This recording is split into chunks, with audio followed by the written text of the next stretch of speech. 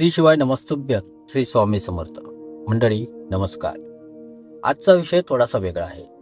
मंडळी, आजकाल प्रत्येकाच्या मनामध्ये, त्यांच्या घरामध्ये धनसंपदा, पैसा हा अगणित यावी, लक्ष्मी समृद्धी घरात टिकावी, यासाठी काय शास्त्रोक्त उपाय करू शकतो, याविषयी आपण थोडे ध्यानात घेणार आहोत. छोटे घर असो वा मोठे घर असो, छोटा व्यक्ती असो अथवा मोठा व्यक्ती असो, प्रत्येक घराघरात पैसे, धन, दागिने ठेवण्याचे एक कपाट असते अथवा कोणाकडे तिजोरी असते. हे कपाट, जसे मी बऱ्याच वेळा सांगितलेले आहे की मीठ हे जसे लक्ष्मीचे मूळ निवासस्थान आहे, यासाठी मिठाची बरणी शुद्ध असली पाहिजे, चिनी मातीची असली पाहिजे, मीठ आतमध्ये सदैव भरून असायला पाहिजे. अगदी तसेच हे पैसे सुद्धा व घराची संपदा राखून ठेवणारे कपाट. जर आज याची घराची स्थिती आपण पाहिली, प्रत्येक घरामध्ये कपाटाची गती पाहता तर कपाटामध्ये पैसे, दागदागिने सर्व काही ठेवलेले असेल आणि कपाट बंद केले, त्याला चावीने लॉक केले, पण त्या कपाटावर पाहाल तर कोणत्या बिनकामाच्या डब्बा, कोणती सुटकेस, बिनकामाची अशा अंथरुणे किंवा इतर काही घरातील वस्तू, या सर्व वस्तू त्या कपाटावर भरून ठेवलेल्या असतात.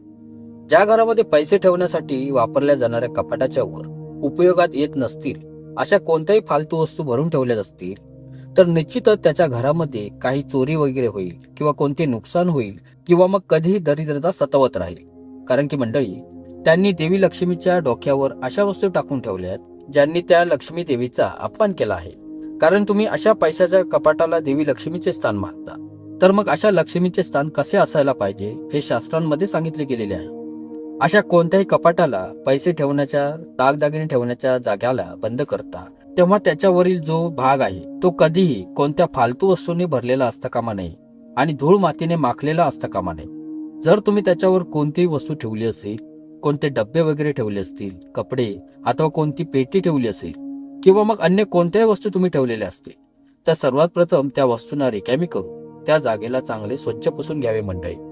तर मंडळी, आजकाल पाहण्यात येते की कपाटाला प्रत्येक जण एकदा घरात आणून ठेवतात, बाकी सर्व ठिकाणी घरामध्ये महिला झाडू मारतील, लादीपोछा मारून घराला शुद्ध करतील, पण एक घरही कधी असे पाहण्यात येत नाही की जिथे कपाटाला पुढे सरकवून त्याच्या मागे ते साफ करत असतील, जिथे की त्या कपाटाला भिंतीला असे फिट करून ठेवलेले असते की त्या कपाटाच्या मागे दुनियाभराची जाळी, धूळ, माती, कचरा सर्व काही जमा होऊन राहत असते आणि त्याच्या पुढे उभे राहून रोज पाहत असतात की ही माझ्या घराच्या धनसंपत्तीची ही लक्ष्मी आहे. तर मंडळी, नेहमी ध्यानात ठेवण्यासारखी गोष्ट ही आहे की नेहमी कपाट आणि भिंतीच्या मध्ये कमीत कमी अर्धा ते 1 फुटाची असे गॅप ठेवा की दररोज आपण त्याच्या मागे झाडू घालून तेथील घाण, जमा असलेली जाळी साफ करू शकतो, ज्याने की तिथे कोणत्याही प्रकारचा कचरा जमा होऊ शकणार नाही. अशी रिकामी जागा कपाट आणि भिंतीच्या मागे अगदी 100% असायलाच हवी. आणि जर मंडळी असे होत असेल तर मागील भाग साफ होत असल्याच्या कारणामुळे देवी लक्ष्मीला तुमच्या घरात पुढे येण्यासाठी तुम्ही पूर्ण प्रकारे तिला सहकार्य करता आणि तुमच्या घरात लक्ष्मीची कृपा होत जाते. कपाटाच्या वरील भाग सुद्धा शुद्ध असायला हवा, मागील जागाही शुद्ध असली पाहिजे आणि कपाटाच्या खालील तळव्याची जागाही शुद्ध असली पाहिजे. आणि या गोष्टीचे ध्यान ठेवा की सदैव प्रत्येक स्थितीत, कोणत्याही परिस्थितीत घरातील कपाट हे पश्चिम ते उत्तर दिशेमध्येच असावे, म्हणजे तुमच्या कपाटाचे तोंड उत्तरच असले पाहिजे. मंडळी, जेव्हा तुम्ही कपाटाकडे तोंड करून पाहता तेव्हा तुमचे मुख हे दक्षिणेकडे असले पाहिजे. अशा प्रकारे तुमचे कपाट ठेवलेले असले पाहिजे. आता तुमच्यापैकी बरेच लोक म्हणतील की आम्हाला एवढा टाइम नाही की आम्ही हे रोज साफ करत बसू, आम्ही कामाधंद्यात बिझी असतो.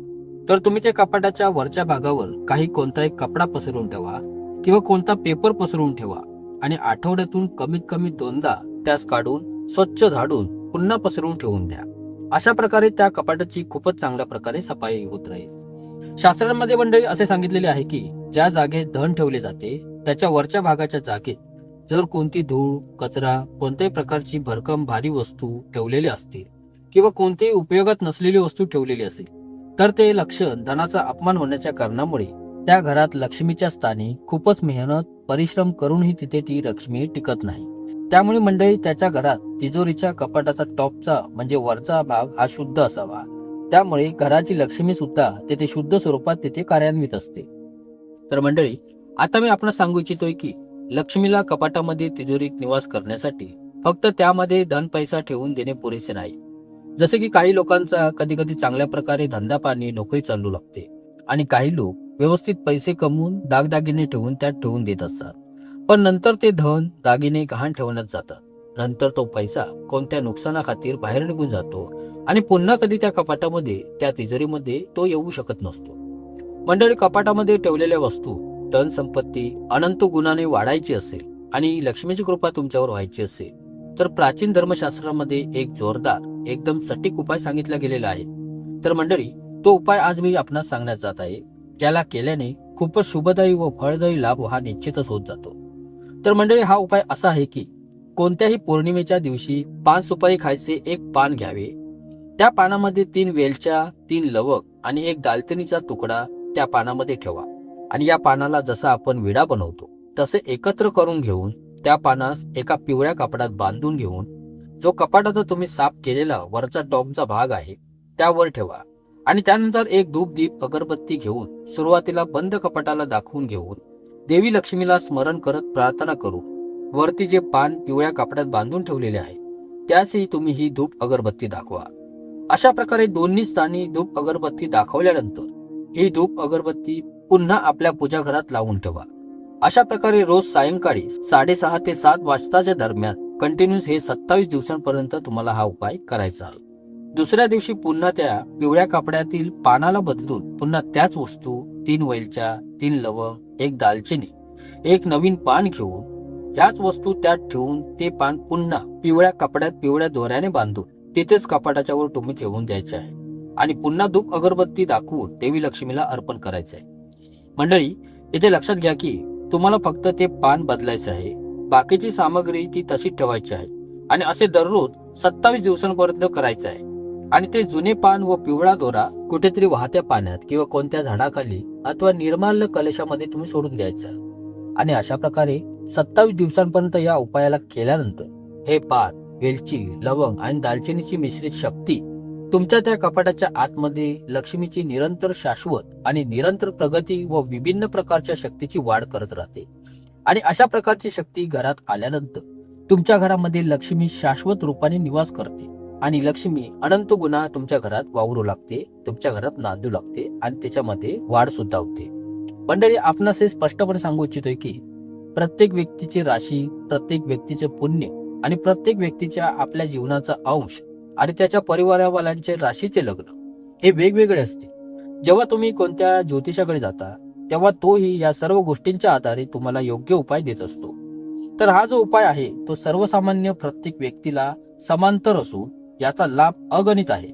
पण मंडळी, जेव्हा तुम्ही या छोट्या छोट्या उपायांना तुम्ही विश्वासाने करत जाता तर ज्या उपायाने तुमच्या जीवनामध्ये बदल लिहून ठेवलेला आहे तो उपाय जर तुमच्या हाती लागतो तर त्यानंतर मात्र तुम्हालाही धनवान बनण्यापासून कोणीच अडवू शकत नाही. कारण प्रत्येक उपायाच्या क्रियेमध्ये अदृश्य शक्ती उपस्थित असते. ती आपणास आपल्या शाश्वत डोळ्यांनी दिसून येत नसते, पण आपला दृढ विश्वास असणे हीच आपली खरी शक्ती असते आणि याच शक्तीत आपली श्रद्धा, भक्ती आणि उन्नती लपलेली असते मंडळी. आणि म्हणूनच दृढ विश्वासाने ठेवा, अधिकार तुमचा पूर्ण होईल. मंडळी, हा छोटासा उपाय आशा करतो तुम्हाला नक्कीच आवडला असेल. खूप खूप धन्यवाद.